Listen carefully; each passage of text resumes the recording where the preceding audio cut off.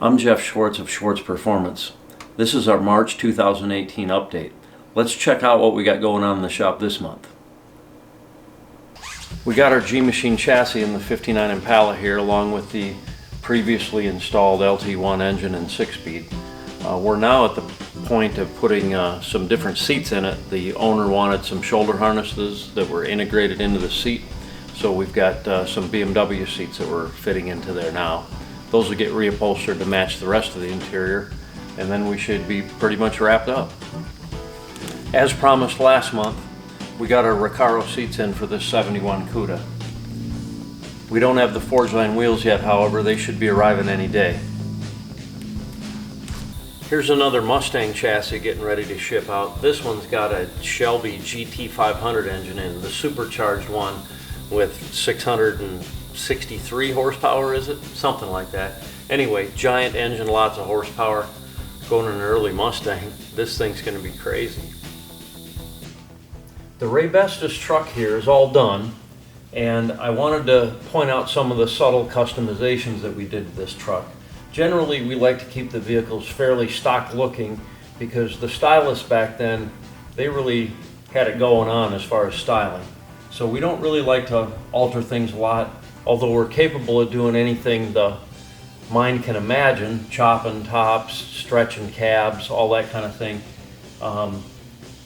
We generally choose to remain fairly stock and do subtle modifications just to clean it up a bit.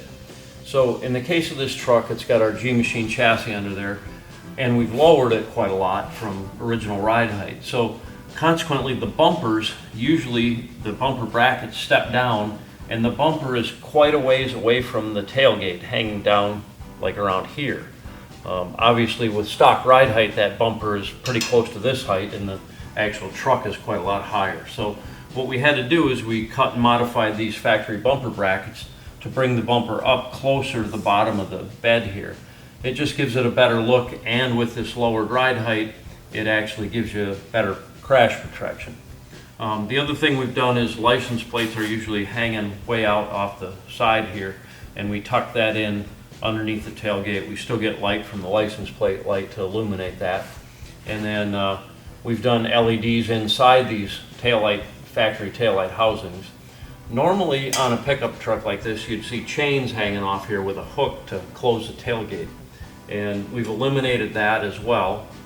And then on the back here, this tube is normally open. It's just a curled piece of metal, and we closed it off and TIG welded that shut and then smoothed it out for a cleaner look. Let me show you these tailgate latches we've got. We've integrated them into the tailgate itself, and they've got spring-loaded buttons. You just pull them together, and just like that. We've got a nylon strap here to support the bed along with stainless screws. There's a rubber grommet in there, and to close it, you just wheel it up like that, and the spring-loader latches go right inside there. Also, the factory had these large holes along the bed sides for putting stakes. Farmers would put stakes as high as they wanted to haul more cargo, and we've eliminated that because we're not really going to haul cargo piled to the roof. So that's been welded in with pieces of metal and smoothed completely. Inside here, we've got 12-inch wide forge lines with 335 BFG Rival S tires. So it needed a little more room, so we added this mini tub here. Those were all cut and fitted to the bedside, TIG welded, and then body worked and painted. Obviously, we still had to modify the bedwood and the stainless steel strip a bit to fit it in there, and it gives it a nice clean look and has room for the wider rubber. We also have oak in here that's been stained and clear coated along with the stainless steel strips. And then normally this truck has the gas tank inside the cab. So what we've done is we've actually moved the gas tank roughly in this area, and then we have our filler cap right here near the back of the bed. It's a stainless steel tank from Rock Valley, and it's got an internal EFI pump for the GMLT series engine that's in there. Moving around to the front,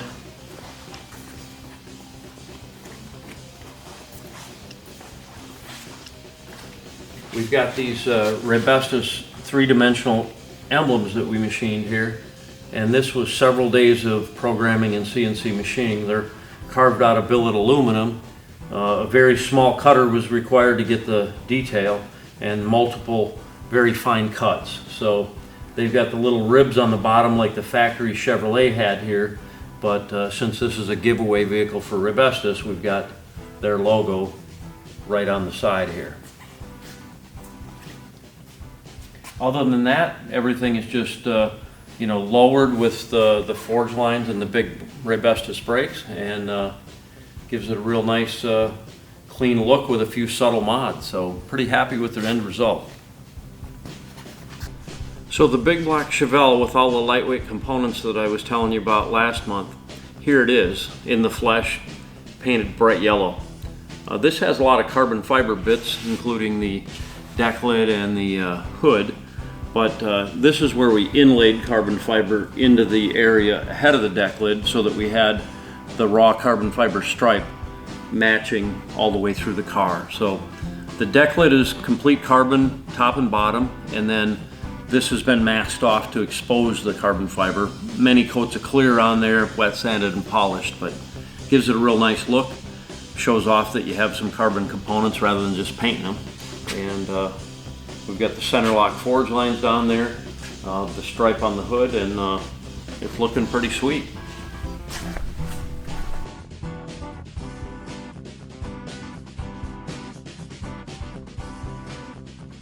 This 49 Ford F1 panel truck has our Schwartz G-Machine chassis and a Coyote engine in it.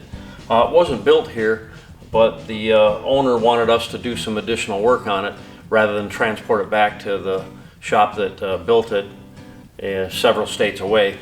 So we're helping them out, getting all this laundry list of stuff wrapped up, and should be ready to rock and roll here pretty shortly. This is that Super Bee we've been working on. We've got our modern Hemi in there, our Schwartz G-Machine chassis, and we're fabricating headers.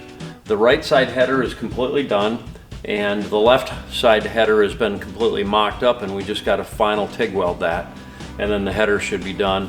Unfortunately, when you do these late model motor swaps in these older cars, the manifolds off of the new engine very often don't fit the body of the old one. So in this case, and in most cases, you have to fabricate headers. So that's what we're doing here, and then we got to do the exhaust system. It's a bit of a challenge on this car because it's got independent rear suspension, so there's a little more complexity to fabricating the exhaust system. But as it stands right now, we're nearly done with the headers, and then we'll move on to the exhaust system.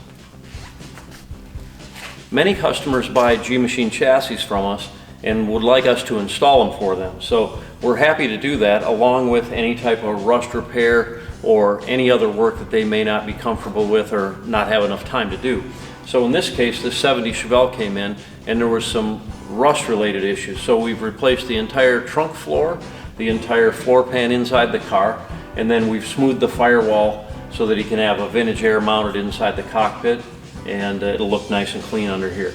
So we've got our G-Machine chassis installed, we've done the rust repair, and we're gonna mock up a T56 Magnum and a big block in here, and modify the tunnel to fit that T56, and then it should be going home.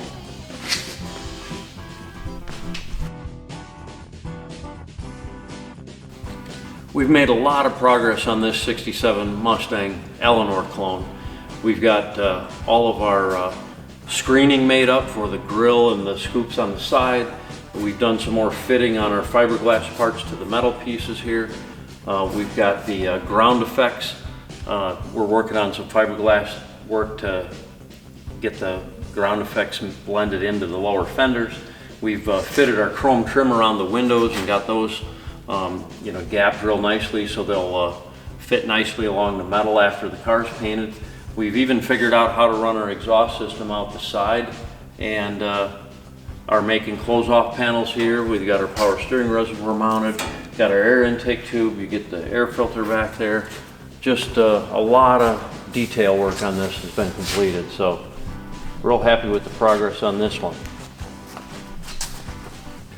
On this 72 AMX, we had brushed aluminum rocker trim on it from the factory. So once we pulled that off, we discovered that this thing had been, caved in here in the rocker quite a lot. So we had to put a new rocker in it just to make it proper.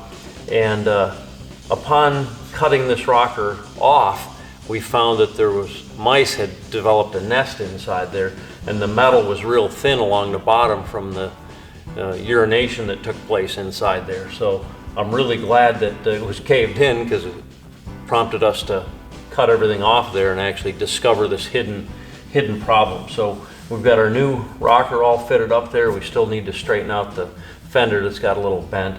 But when you have an old car like this that's been in storage for a bunch of years, you really got to look closely, because things like that can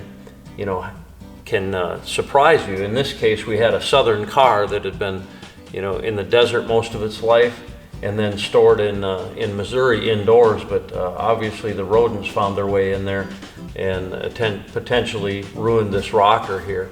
We even have like mud wasp nest in the door there. I can see it right from here. But anyway, look at that stuff closely when you're trying to find a project car.